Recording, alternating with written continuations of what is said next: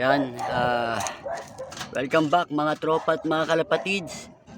Yan, update ko lang kayo dito sa aking Katbalogan finisher na si Cobra 74, yung kanilang anak.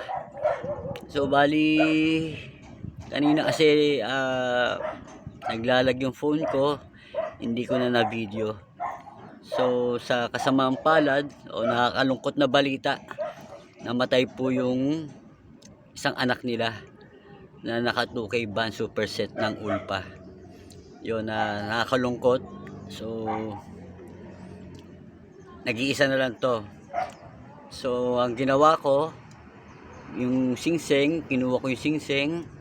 So kinabit ko dito sa dapat panlaro ko ng summer. So iisa lang naman ang